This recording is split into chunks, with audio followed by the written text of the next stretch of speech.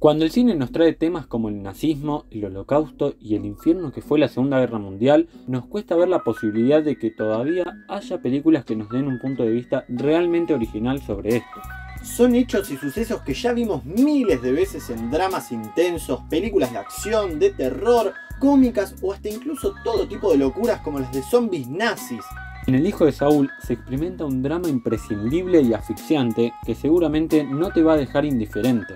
¿Cómo andan nuestros críticos favoritos? Nosotros somos los hermanos Ramis de la Casa del Crítico. Antes de seguir, no se olviden de darle like, suscribirse y activar la campanita para no perderte nuestros futuros videos. El hijo de Saúl se estrenó en 2015 y es la ópera prima del director húngaro László Nemes. Esta película se llevó múltiples premios en todos los festivales en los que compitió, entre ellos el Grand Prix en Cannes y el Oscar a Mejor Película Extranjera. El director Nemes con este trabajo renueva la manera de ver cine sobre el Holocausto con una técnica muy particular y un estilo visual extremadamente sofocante del cual hablaremos más adelante. Y además, en el papel de Saúl tenemos al excelente actor Geza Rohrig, que la verdad que en este papel deja una muy buena impresión sobre lo que es su trabajo, con un papel donde tiene poca expresividad, pero la suficiente para transmitir toda la emoción de lo que nos están narrando. La historia narra la estancia de un prisionero húngaro en los campos de concentración de Auschwitz.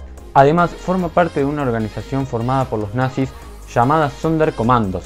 Esta organización servía para que ciertos judíos llevaran a los nuevos prisioneros a las cámaras de gas, luego a los crematorios y finalmente tirar sus cenizas. Hasta que un día el protagonista encuentra lo que pareciera ser el cuerpo de su hijo. Mientras que sus compañeros preparan un motín, él trata de encontrar un rabino para que le dé la sepultura apropiada a su hijo. La historia que recién nos contó Lauti no difiere mucho de otros dramas bélicos sobre la Segunda Guerra Mundial que podríamos haber visto.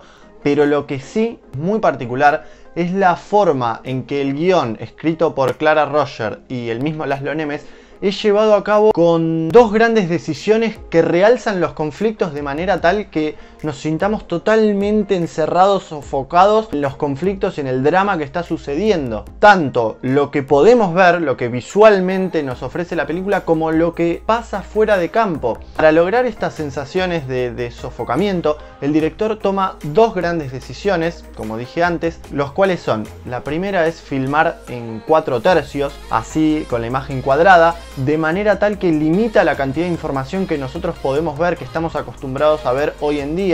Y por otro lado, el utilizar muchos planos cerrados y la cámara en mano, que son planos que normalmente en el cine se usan para mostrar expresividad en momentos particulares de la película. László Nemes los utiliza en casi toda la duración del metraje, brindándonos solo la información necesaria que obtenemos a través de esos planos cerrados. Ahora bien, todos esos límites de información que nombré anteriormente se compensan con un diseño de sonido extremadamente excepcional, donde a través de los sonidos nosotros podemos darnos cuenta de lo que está sucediendo fuera de campo, fuera de pantalla, de tal manera que se realzan los conflictos que vive el protagonista en su propio interior o lo que le está pasando a él, que lo podemos ver por la pantalla, equilibrándolo con los conflictos de sus compañeros o los conflictos de la coyuntura que nos llega por la información que obtenemos a través del sonido. De esta manera se consigue así reforzar el horror tanto individual como colectivo, reforzándose ambos entre sí.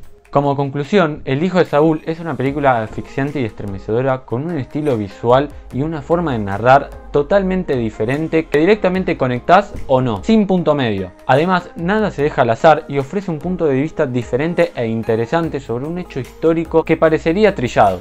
Eso sí, no es algo cómodo de ver para mirarla un fin de tranquilo y relajado. Eso hay que tenerlo en cuenta antes de mirarla. Lo único que tenés que hacer es encontrar el momento justo y apropiado, pero lo que definitivamente no tenés que hacer es dejarla pasar. Bueno amigos, hasta acá llegó el video, esperamos que les haya gustado nuestra opinión, nuestra reseña. Si llegaron a ver la película, si la van a ver, cuéntenos qué les pareció y dejen cualquier opinión en los comentarios que los leemos. Antes de irse, no se olviden de darle like, suscribirse y activar la campanita para no perderte nuestros futuros videos. Les mandamos un saludo enorme y hasta la próxima. Chao, nos vemos.